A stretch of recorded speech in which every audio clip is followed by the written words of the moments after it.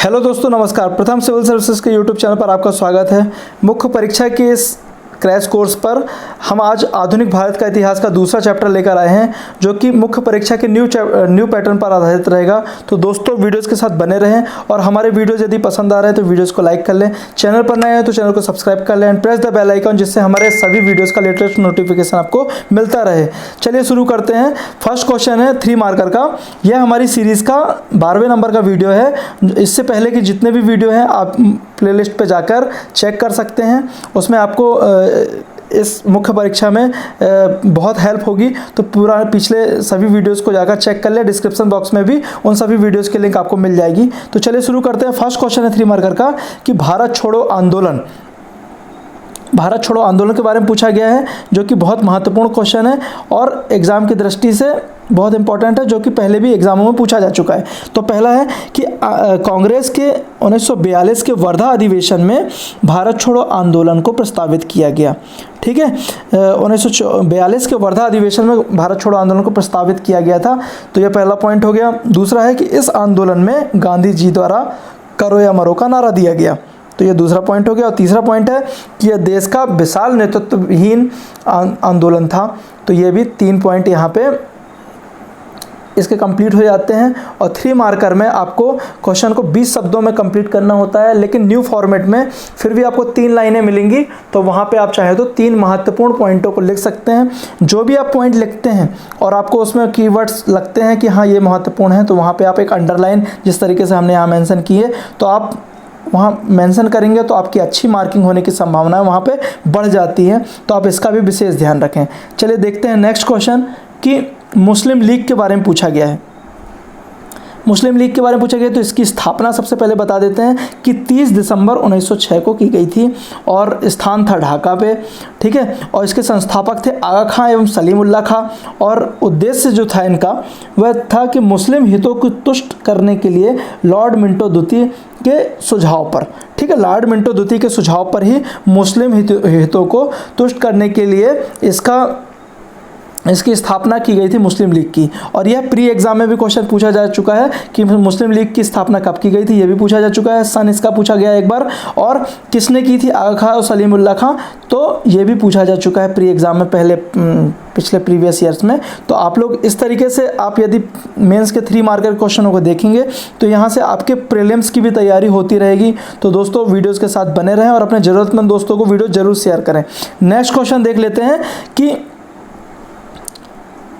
Annie Besant के बारे में पूछा गया है। तो यहाँ पे हम देख लेते हैं कि एनी बेसेंट एक महत्वपूर्ण महिला रही हैं। एनी बेसेंट, तो हम उनके बारे में जान लेते हैं कि आयरिश महिला जिन्होंने भारतीयों को स्वतंत्रता एवं अधिकार दिलाने के लिए होम रूल लीग आंदोलन चलाया एवं सन 1917 में भारतीय राष्ट्रीय कांग्रेस की प्रथम महिला अध्यक्ष बनी।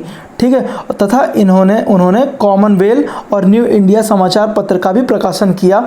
तो आप इसी क्वेश्चन को चाहे तो पॉइंट के रूप में भी लिख सकते हैं, 3 महत्वपूर्ण पॉइंट, और चाहे तो आप इसको पैराग्राफ के रूप में भी लिख सकते हैं। तो जैसा आपको उचित लगे वो आप कंप्लीट कर सकते हैं। कोशिश कीजिएगा कि शब्द सीमा 20 शब्दों के लगभग हो जाए, उसका आप लोग विशेष ध्यान दीजिएगा। नेक्स्ट क्वेश्चन देख लेते हैं। क्रिप्स मिशन के बारे में पूछा गया है कि सन 1942 में भारत में जारी राजनीतिक अवरोध को दूर करने एवं भारतीयों से विचार विमर्श करने हेतु ब्रिटिश सरकार ने सर स्टैफोर्ड क्रिप्स की अध्यक्षता में एक मिशन भेजा, जिसके प्रस्तावों का भारतीयों ने विरोध किया। तो ये क्रिप्स मिशन के बारे में आप इतना याद रख सकते हैं। क्वेश्चन में मॉडल आंसर के रूप में आप इसे ध्यान रखें और एग्जाम में भी अप्लाई कर सकते हैं। दोस्तों, मैं आपको दोनों प्रकार के फॉर्मेट यहाँ पे लेके आ रहा हूँ। पॉइंट के रूप में भी क्वेश्चनों को कंप्लीट कराने की कोशिश कर रहा हूँ और पैराग्राफ के रूप में भी। जो आपको उचित लगे, जो आपको सही लगता है, वो आपको उस तरीके से आप उस क्वेश्चनों को अपने नोट डाउन कर सकते हैं। ठीक है, नेक्स्ट क्वेश्चन देख लेते हैं 3 मार्कर का। 5वां क्वेश्चन है कि कोल विद्रोह के बारे में पूछा गया है। तो इसमें ब्रिटिश शासन में सन 1831 में कोल विद्रोह हुआ। ठीक है, ब्रिटिश शासन के काल में ही हुआ था 1831 में कोल विद्रोह। और यह विद्रोह छोटा नागपुर के क्षेत्र में उस समय हुआ जब कोल आदिवासियों की कृषि भूमि छीनकर मुस्लिम एवं सिख कृषकों को दे दी गई। ठीक है, तो ये हो गया कोल विद्रोह का पहला पॉइंट। और दूसरा पॉइंट है कि विद्रोह का नेतृत्व किसने किया था, तो बुद्धू भगत एवं सुरगा मुंडा ने किया था। तो ये भी आप लोगों को लिखना चाहिए, उसके महत्वपूर्ण पॉइंटों में आ जाएगा। तो दोस्तों इस तरीके से आप क्वेश्चन यहाँ 3 मार्कर हो गए। अब हम देख लेते हैं नेक्स्ट फॉर्मेट हमारा आता है 5 मार्कर का, जो कि जहाँ पे 50 शब्दों में हमें क्वेश्चन को कंप्लीट करना होता है। चाहे तो आप उसको पैराग्राफ के रूप में भी कंप्लीट कर सकते हो, चाहे तो पॉइंट के रूप में भी कर सकते हैं। तो हम देख लेते हैं क्वेश्चन कि पहला क्वेश्चन है राजा राम मोहन राय एक समग्र मूल्यांकन। क्वेश्चन इस तरीके से 5 मार्कर में पूछा जा सकता है, इंपॉर्टेंट क्वेश्चन है, आप लोग इसे भी ध्यान रखिए। तो इसमें देख लेते हैं कि राजा राम मोहन राय भारतीय पुनर्जागरण के अग्रदूत के पिता माने जाते हैं।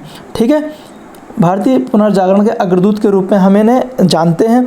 इनके मानने का कारण भारत में 18वीं शताब्दी में शुरू किए गए सुधार कार्य हैं।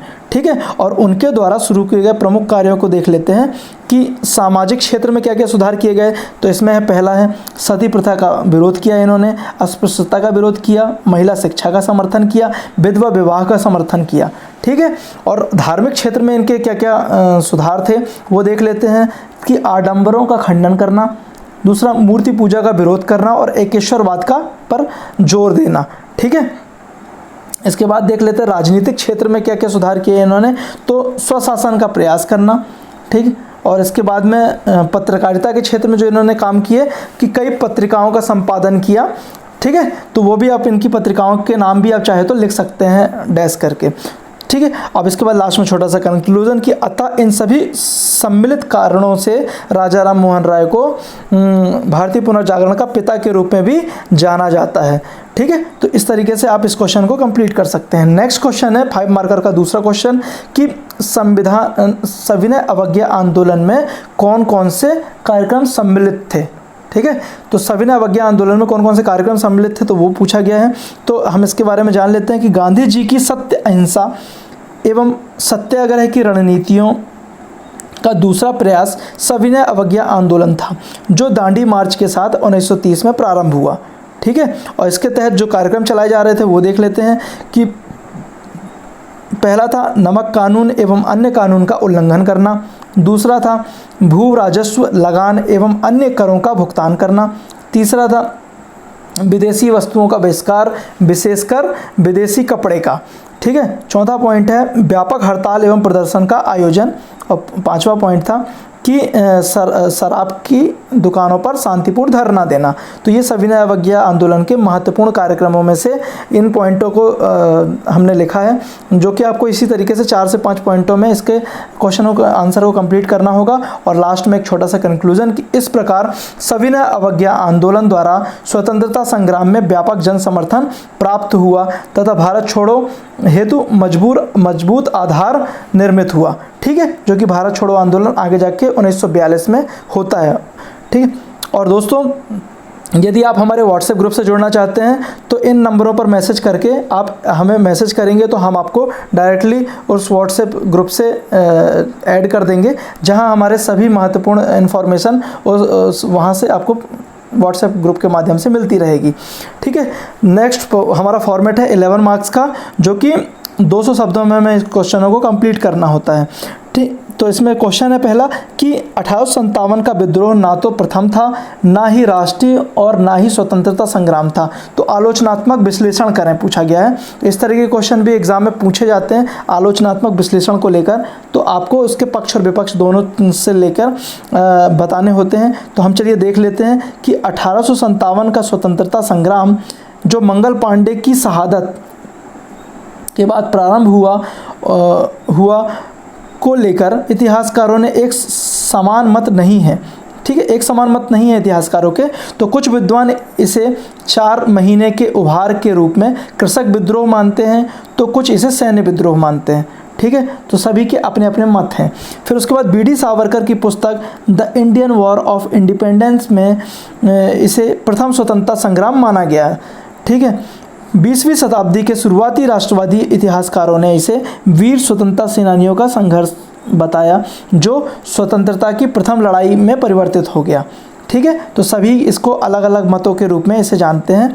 फिर उसके बाद में 1857 का विद्रोह ब्रिटेन विस्तारवादी शोषक एवं कराधान नीतियों अंग्रेज़ों द्वारा सामाजिक आर्थिक प्रथाओं में हस्तक्षेप का सम्मिलित परिणाम था। तो इतना आप इसका एक छोटा सा शुरू में एक छोटा सा मूल्यांकन दे दिया आपने।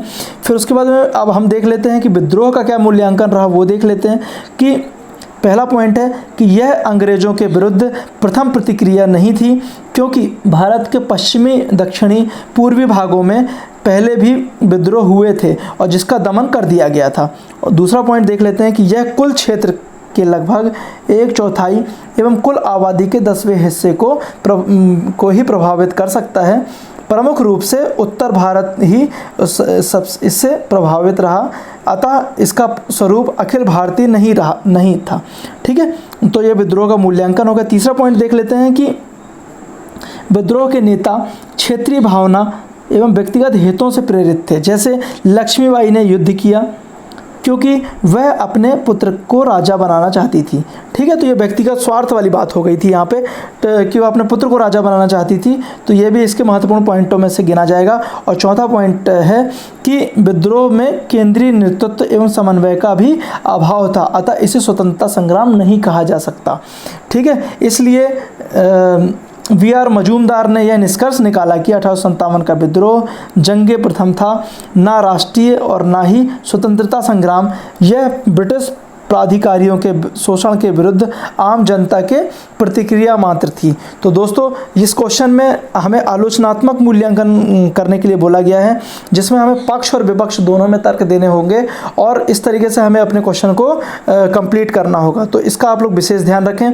कई बार अलग अलग शब्दों में पूछा जाता है, आलोचनात्मक मूल्यांकन है, टिप्पणी देना है, और इस तरीके से जो भी क्वेश्चन आपसे पूछे जाएंगे तो आपको उसी के फॉर्मेट में क्वेश्चन को तैयार करना होगा।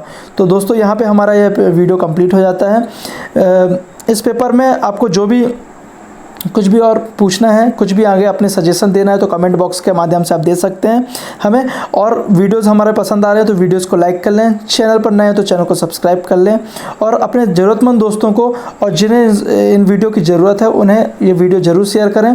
तो दोस्तों, मिलते हैं नेक्स्ट वीडियो पर। धन्यवाद।